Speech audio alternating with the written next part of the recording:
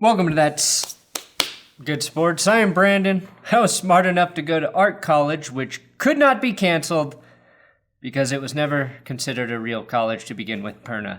Today, college football may or may not be entirely canceled this fall. Dan Patrick broke the news this morning that it looked like the Big Ten and the Pac-12 would cancel their seasons as early as tomorrow. Graham Couch reported the Big Ten presidents are meeting again tonight to make a final decision after their initial vote was cast 12-2 in favor of canceling the season. But then they heard Ben Shapiro read the lyrics to WAP. Whores in this house. There's some whores in this house. There's some whores in this house. There's some whores in this house. Hold up. I said certified freak 7 days a week. Wet ass P-word. Make that pull-out game weak. Yeah, you effin' with some wet ass P-word. P-word is female genitalia. And we're like, oh wait, should we actually play football? If we don't, this will be the only entertainment we have this fall. We can't let that happen, can we? Bring a bucket and a mop for this wet ass P-word.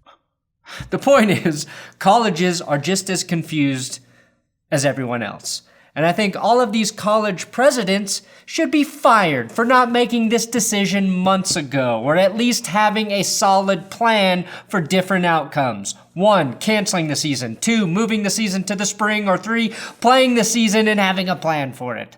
I thought about this shit for about an hour today, and I figured out how to make college sports happen in the fall. And I will reveal my bulletproof plan, which oddly enough has several bullet points. Plus, Donovan Mitchell was heard on Instagram Live, possibly having bubble intercourse, and the Washington football team activated Reuben Foster. Whew, that's good sports.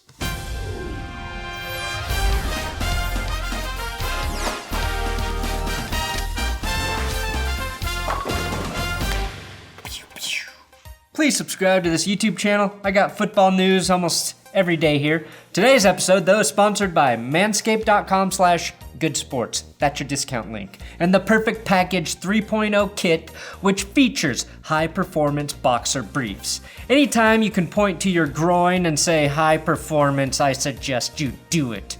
The Perfect Package 3.0 comes with the new Lawnmower 3.0, a water-resistant body hair trimmer built with skin-safe technology to reduce nicks and cuts down in your penis balls, pube, and testicles region. Once you have your crotch manscaped to your liking, cover the family jewels with Manscaped's anti-chafing cooling boxer briefs. Your balls need to breathe. They're basically the lungs of your legs. These boxer briefs help them do just that, as they're made from a super soft Contour Flex material, which is a microfiber blend that also repels moisture. So if you do not want to suffocate your balls, go to manscaped.com/goodsports with my link below to get 2 free gifts now, plus 20% off, and free international shipping. Basketballer Donovan Mitchell was either watching porn or making love on his Instagram Live feed.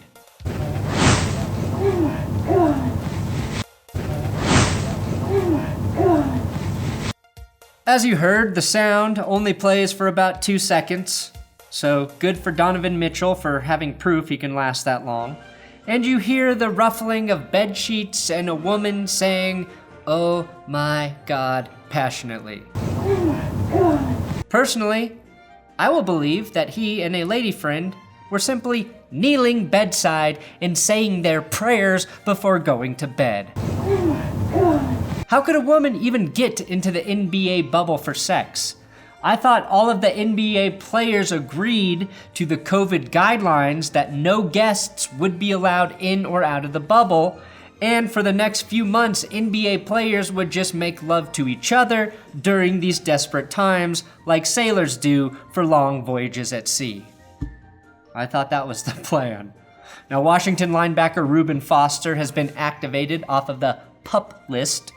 If you recall, back in 2018, Foster was cut by the 49ers after multiple arrests for domestic violence charges, and Washington was the only team in the league to put a waiver claim on the linebacker.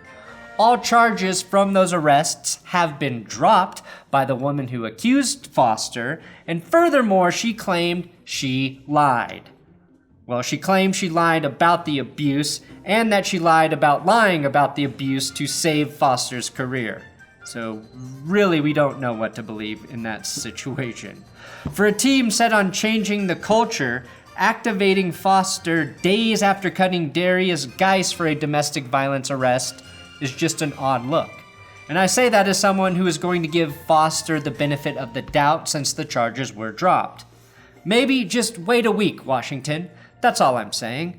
But what should I expect from a team that doesn't even know how to Twitter right? They posted and deleted a tweet that read, PSA, our new hashtag will be hashtag 1932. Thank you. 1932 is the year the team was founded as the Boston Boston. Now I understand where my inexplicable hate for the Washington football team really comes from. The problem, though, with the 1932 hashtag is that you can't hashtag numbers on Twitter. And my guess now is that if you put the pound at the end, this is also the gate code for the team facility. You're welcome, Washington fans. Now, the big story here, college football is canceled. Mostly, all of it, but just some, maybe, but hold on, not quite yet. It's happening. It could not still, but might be on top of, okay, football colleging, yee. That's at least what my research on college football playing this fall gathered. Now, according to Dan Patrick, the Big Ten and the Pac-12 will be announcing that they are canceling the college football season tomorrow. Apparently, Iowa and Nebraska are the only Big Ten schools in favor of playing football this season. Now, Nebraska estimates they'll lose $80 to $120 million if they don't play football, and that they are dead set on making football happen no matter what.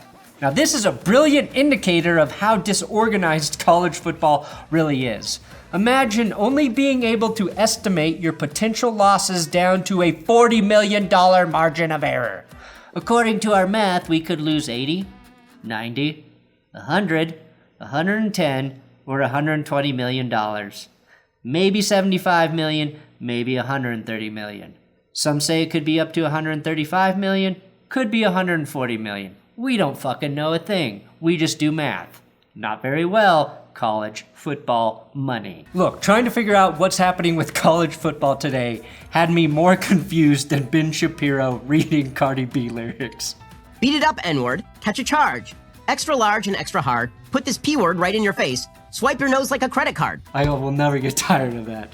If these major conferences bail, the SEC is considering a super conference to have a football season and welcome teams like Nebraska and Ohio State, for example. A bunch of college football players took to Twitter to hashtag #WeWantToPlay, and they did it correctly, much to the embarrassment of the Washington football team. Guys like Trevor Lawrence, Spencer Rattler, and Justin Fields all hashtagging #WeWantToPlay. That's big coming from Lawrence and Fields, because not playing this season won't change their status as early first rounders. That's the weird thing to consider. For as many college players negatively affected by not playing, there will be many positively affected in terms of draft status if they don't play this season.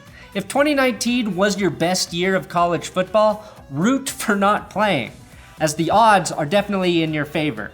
Obviously, if Joe Burrow was born 1 year later, you could argue he would have been dealt the worst hand of any college player in college football history had he been forced to miss his senior year. It's a shitty situation for all of the guys trying to put up tape and numbers and game film for NFL teams to be interested in them in the next draft. Now, the Ivy League canceled their football season at the beginning of July. And again, the SEC is plotting for a Super League. So, the most prestigious colleges in the country, with the brightest minds on earth, thought the best thing to do is not play. Wonder who to trust there. Oh yeah, they don't make as much money from college football as the SEC though. Anyway, hats off to the NFL for organizing a plan to make football happen. I'm really impressed with how they are moving forward. There have been some bumps and bruises along the way, but they're doing it. And I get that college football is much bigger than the NFL in terms of the amount of teams, there are separate conferences, and require a much greater level of organization to implement standardized safety protocols. My question is, what the fuck have the powers that be been doing every day for, I don't know, the last 6 months? This is my 5-point plan, which contains just 4 points to make college football happen this fall. For all of the big schools that get a massive amount of money from football, you go as planned with a fall college football season. Colleges are primed to be individual bubbles for every team, just like the NBA bubble. However, if you want to make it work, if you want all of your athletes on campus in dorms isolated from the rest of the world, which again is proving to work via the NBA, you have to either cancel fall classes for the rest of the students or make the fall semester for all of those paying students remote. You do digital remote learning for students. Remote learning on the college level for 1 semester could work in the name of football. Furthermore, bring in all of the basketball players and pick up where March Madness left off for October Madness. Make that money back. Had you thought about that months ago, you could have made it work. Look, remote student learning for all of those young men and women paying you massive amounts of tuition that they will be making minimum interest payments on for the next 30 years. Pay my tuition just to kiss me on this wet ass would keep that cheddar rolling in, and you would simultaneously provide safe environments for all of the athletics you wanted to run this fall. Instead, all of these university presidents probably flew to their summer homes in Nantucket to pay women who aren't their wives to suck it, instead of coming up with a plan for their student athletes. Everything is in limbo until Dr. Fauci and the boys drop that vaccine, which they should have by winter, which means we can begin returning to normal after that, assuming the vaccine doesn't turn us into zombies. What a catch-22 that would be. Zombie football. Zombie football would be the best thing ever. Except as fellow zombies, we could never truly appreciate how great it was. Mike Florio suggested on his website that the XFL start a fall 2020 league. They would find a city, bubble up, and fill the teams with college football players who are looking to play football, get a paycheck, and put something on tape for NFL scouts. Is that a good idea?